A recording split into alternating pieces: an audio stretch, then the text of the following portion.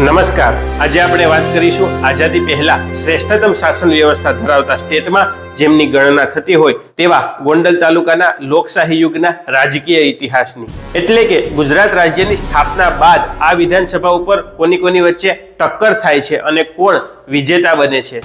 ઈસવીસન 1951ના સૌરાષ્ટ્ર રાજ્યના અને ઈસવીસન 1957માં બોમ્બે સ્ટેટના ઇલેક્શન વખતે આ બેઠક એ કુકાવાવ વગેરે તાલુકાઓની સંયુક્ત બનેલી હોય છે।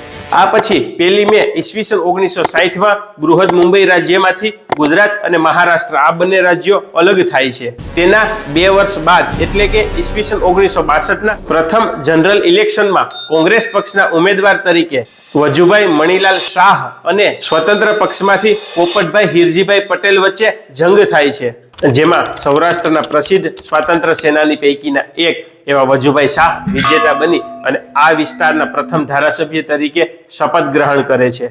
હવે વાત કરવાની છે ઈસવીસન 1967ની કે જ્યારે ગુજરાત વિધાનસભાની સીટ થાય છે 168। આ ચૂંટણીમાં કોંગ્રેસ પક્ષના ઉમેદવાર તરીકે બાલુભાઈ હરજીભાઈ પટેલ અને સ્વતંત્ર પક્ષમાંથી NL શાહ મેદાનમાં ઉતરે છે, જેમાં સંસ્કાર અને ચારિત્ર્યની વિદ્યાપીઠ આવું ઉપનામ ધરાવતા બાલુભાઈ પટેલ એ વિજેતા બની અને આ વિસ્તારના ધારાસભ્ય તરીકે સેવારત બને છે।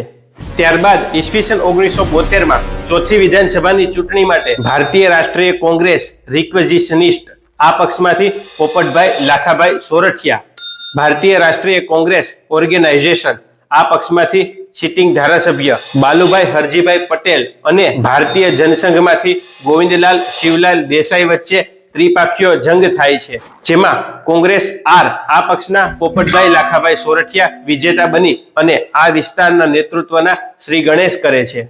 પરંતુ ઈસવીસન 1972માં રચાયેલી આ ચોથી વિધાનસભા એ નવનિર્માણ આંદોલનના પરિણામે અધવચ્ચે જ ભંગ કરવામાં આવે છે। 1 વર્ષના રાષ્ટ્રપતિ શાસન બાદ ઈસવીસન 1975માં 5મી વિધાનસભાની ચૂંટણી માટે કિસાન મજદૂર લોક પક્ષમાંથી સિટિંગ ધારાસભ્ય પોપટભાઈ લાખાભાઈ સોરઠિયા, કોંગ્રેસ આ પક્ષમાંથી વિઠ્ઠલભાઈ પોલાભાઈ સોજિત્રા અને કોંગ્રેસ એમાંથી બાલુભાઈ હરજીભાઈ પટેલ ફરીથી ચૂંટણી લડે છે, જેમાં પોપટભાઈ સોરઠિયા વિજેતા બની અને બીજી વાર આ વિસ્તારના ધારાસભ્ય તરીકે સેવારત બને છે। આ પછી ઈસવીસન 1980માં 6ઠી વિધાનસભા માટે આ વિસ્તારમાંથી ભારતીય જનતા પક્ષના ઉમેદવાર તરીકે કેશુભાઈ સવદાસભાઈ પટેલ અને કોંગ્રેસ પક્ષના ઉમેદવાર તરીકે નાનજીભાઈ સવજીભાઈ ભાલોડિયા એ સમયની ક્રમ નંબર 20 ગોંડલ વિધાનસભાના આ મેદાનમાં ઉતરે છે, જેમાં ભારતીય જનતા પક્ષના કેશુભાઈ પટેલ એ વિજેતા બની અને આ વિસ્તારનું સુકાન સંભાળે છે।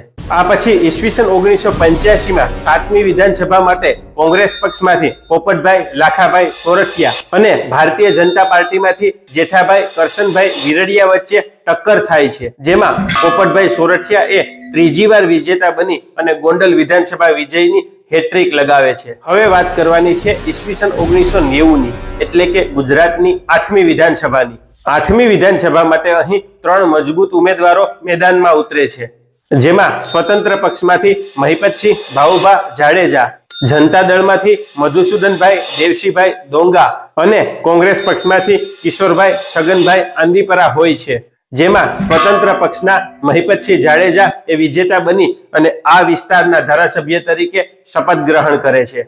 ઈસવીસન 1995માં સ્વતંત્ર પક્ષમાંથી મહિપતસિંહ ભાવુભા જાડેજા અને ભારતીય જનતા પક્ષમાંથી રમેશભાઈ કડવાભાઈ સોજિત્રા એ અહીંથી ચૂંટણી લડે છે, જેમાં મહિપતસિંહ જાડેજા એ વિજેતા બની સતત બીજી વાર આ વિસ્તારના નેતૃત્વ કરતા બને છે। રાજકીય અસ્થિરતાના કારણે 9મી વિધાનસભા એ અધવચ્ચે જ ભંગ થાય છે અને ઈસવીસન 1998માં 10મી વિધાનસભા માટે ભારતીય જનતા પક્ષમાંથી જયરાજસિંહ ટેમુભા જાડેજા અને સ્વતંત્ર પક્ષમાંથી મહિપતસિંહ ભાવુભા જાડેજા વચ્ચે જંગ થાય છે, જેમાં ભારતીય જનતા પાર્ટીના જયરાજસિંહ જાડેજા એ વિજેતા બની અને આ વિસ્તારના નેતૃત્વનો શુભારંભ કરે છે।